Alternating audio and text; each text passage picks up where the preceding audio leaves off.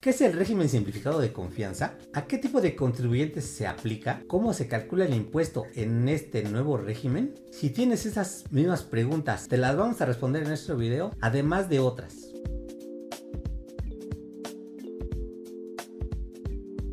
Hola, bienvenidos nuevamente a este canal en el cual vamos a tratar el tema del régimen simplificado de confianza para personas físicas, respondiendo las 10 preguntas más comunes que nos han hecho. La primera sería, ¿qué es el régimen simplificado de confianza? El régimen simplificado de confianza es un nuevo régimen fiscal para personas físicas que se contempla en el proyecto de ley que se espera empiece para el siguiente año, es decir, en el 2022. Este nuevo régimen lo que pretende es reducir la carga administrativa a los contribuyentes de hasta 3,5 millones de pesos como ingresos, a fin de que cumplan en forma adecuada y oportuna, sin asesoría muy especializada, sus obligaciones fiscales. Pregunta número 2. ¿A qué tipo de contribuyentes contempla este régimen? Este nuevo proyecto de régimen simplificado de confianza para personas físicas contempla que podrán optar estar en él las personas físicas que realicen actividades empresariales y profesionales, así como las que otorguen el uso o goce temporal de bienes. Dicho de otra forma, los que pueden estar en este régimen son las personas que realizan actividades empresariales, es decir, tienen algún negocio, las personas físicas que realicen actividades empresariales o profesionales, que son las que comúnmente se les conoce como honorarios, y las personas que obtienen ingresos por arrendamiento.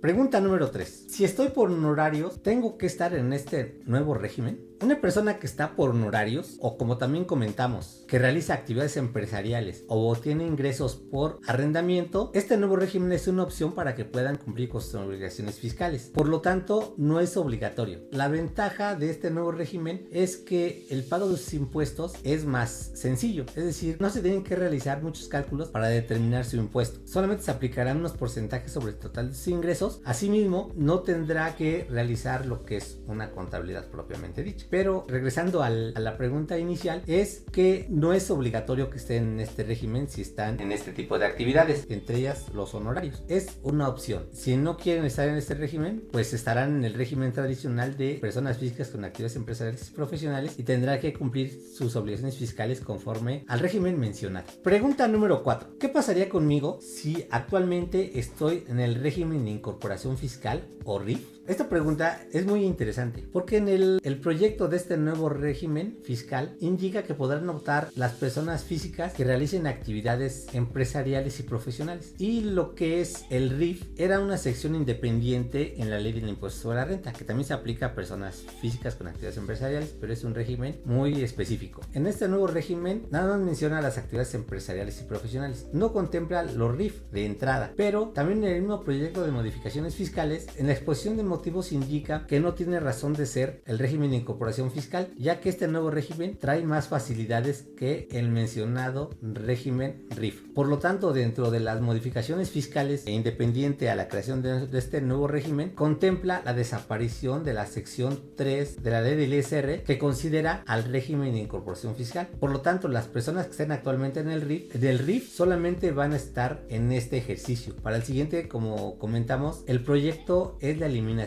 de este régimen RIF, y por lo tanto todos los que realicen actividades empresariales considerando este tipo de personas podrán optar por estar en el régimen simplificado de confianza o en el régimen de actividades empresariales. Pregunta número 5. Si actualmente presto servicios profesionales independientes y me hacen retención de impuestos sobre la renta cuando presto servicios a personas morales, ¿en este nuevo régimen me seguirán haciendo este tipo de retenciones? Este nuevo régimen sí contempla que se harán retenciones cuando recibimos ingresos de personas morales. Aquí no contempla si son servicios profesionales o son actividades empresariales. Simplemente dice que cuando obtengamos ingresos de personas morales, estas, es decir, las personas morales, nos tendrán que realizar una retención. Pero esta retención no será del 10% sobre los ingresos como lo contempla el régimen de servicios profesionales. En este régimen contempla una retención, pero del 1.25%. Algo similar al régimen actual es que al realizar nuestros pagos mensuales, el monto de retenciones que nos hayan efectuado se podrán disminuir del cálculo del pago mensual.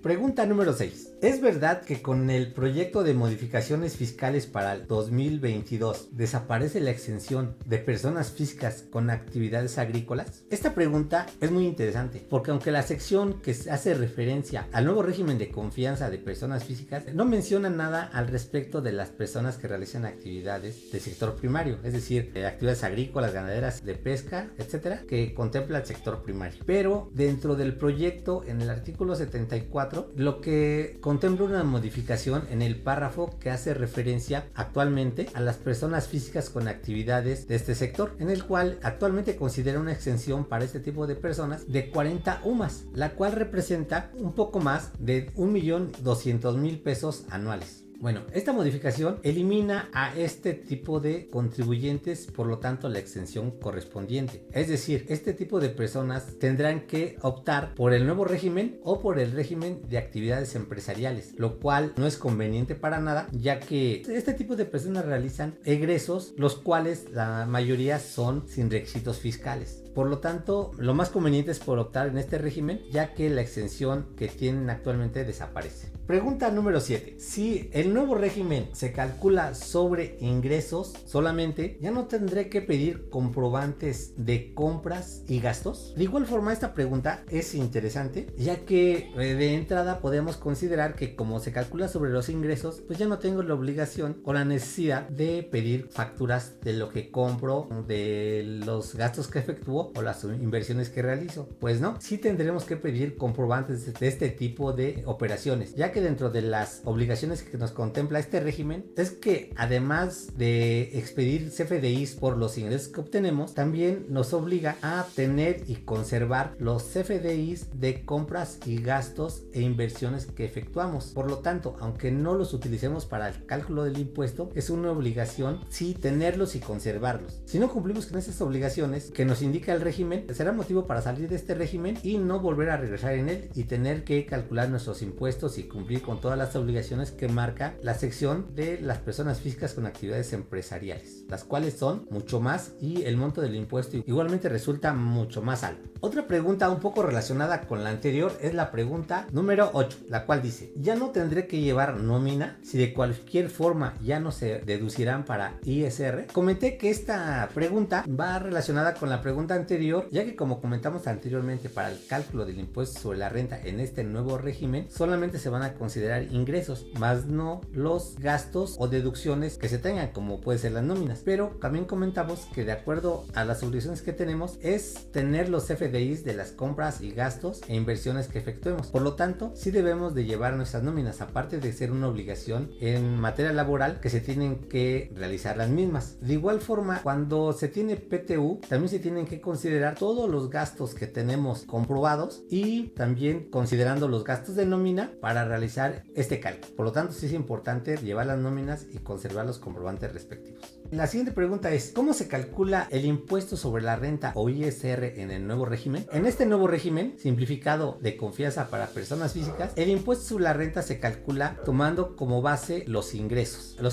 efectivamente cobrados, las cuales, como ya habíamos considerado, deben estar amparados con comprobantes fiscales. A este monto de ingresos se les va a aplicar una tasa que va del 1% al 2.5% y va de acuerdo al nivel de ingresos. El nivel más bajo anual, que va de 0 a 300,000 pesos, se le aplicará la tasa del 1%. Si rebasamos este monto de ingresos hasta 600,000 pesos, se le aplicará la tasa de 1.1%. Si rebasamos los 600,000 pesos hasta 1,000,000 de pesos, se le aplicará la tasa del 1.5%. Cuando rebasamos 1,000,000 de pesos, pero no rebasamos 2 millones, es decir, hasta 2 millones, se le aplicará la tasa del 2%. Más de 2 millones hasta el límite máximo, que son 3,5 millones, se le aplicará la tasa del 2.5%, como comentamos sobre los ingresos. Estos montos que acabamos de comentar son anuales. También se tendrá que hacer pagos mensuales, en las cuales se considerará el monto proporcional a lo que acabamos de comentar. Es decir, en el primer rango vamos a considerar de 0 a 250,000 pesos, que es la 12ª parte de 300,000 300,000 y así en los demás niveles de ingreso. Sobre el monto que resulte de aplicar el porcentaje a los ingresos, se van a disminuir las retenciones que se efectúen en este periodo. Pregunta número 10. Si rebaso el límite de ingresos a medio año, ¿qué pasa?